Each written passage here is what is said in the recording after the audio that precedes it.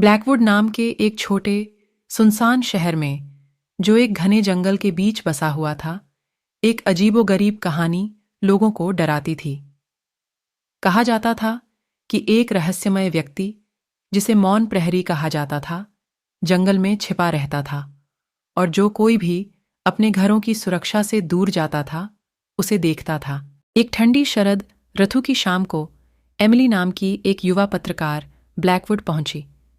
अजीब कहानियों से आकर्षित होकर उसने मौन प्रहरी की कथा की जांच करने का फैसला किया।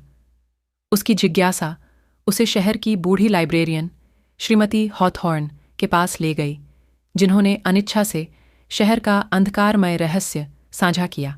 यह एक सदी पहले शुरू हुआ था, श्रीमती हॉथॉर्न ने फुसफुसाते हुए कहा। उनकी आंखें डर से चारों ओर घूम रही थीं। विक्टर ब्लैकवुड नाम का एक एकांत प्रिय व्यक्ति जंगल में अकेला रहता था। वह एक प्रतिभाशाली आविष्कारक था, लेकिन उसके अजीब प्रयोगों के कारण शहरवासी उसे दूर रखते थे।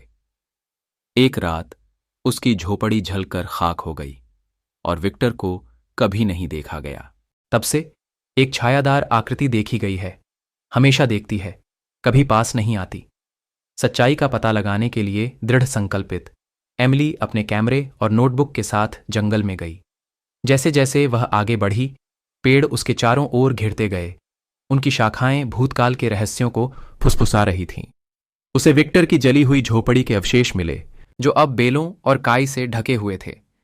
अचानक हवा ठंडी हो गई और एमिली के ऊपर भय की एक लहर छा गई। उसे महसूस हुआ कि कोई उसे देख रहा है, और जब उसने मुड़कर देखा तो उसने पेड़ों के बीच एक छायादार आकृति को खड़ा देखा। दिल की धड़कन तेज हो गई। उसने एक फोटो खींची, लेकिन आकृति उतनी ही तेजी से गायब हो गई जितनी तेजी से दिखाई दी थी। उस रात अपने मोटल के कमरे में एमिली ने फोटो की जांच की। उसकी हैरानी का कोई ठिकाना नहीं रहा जब उसने देखा कि आकृति स्पष्ट रूप से दिखाई दे रही थी।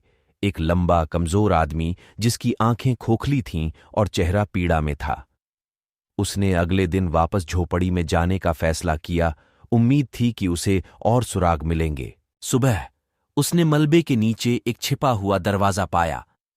अंधेरे में उतरते हुए उसने एक गुप्त प्रयोगशाला पाई, जो विक्टर की पुरानी डायरियों और आविष्कारों से भरी थी। उसकी नोट्स पढ़ते हुए एमिली को एहसास हुआ कि विक्टर एक उपकरण पर काम कर रहा था जो मानव जीवन को बढ़ा सकता था, लेकिन यह भयानक रूप से गलत हो गया था। अचानक एक ठंडा हाथ उसके कंधे पर आया। एमिली मुड़ी और विक्टर की भूतिया आकृति को देखा। उसकी आंखों में याचना की झलक थी। अपनी हिम्मत जुटाकर उसने धीरे से कहा, विक्टर, मैं आपकी मदद करूंगी। उसकी डायरियों में दिए गए निर्देशों का पालन करते हुए एमिली ने उपकरण को पूरा किया। एक तेज रोशनी के साथ विक्टर की आत्मा मुक्त हो गई और भय का माहौल समाप्त हो गया। मौन प्रहरी अब नहीं रहा। अब इमली का लौटने का समय आ गया और वह चली गई।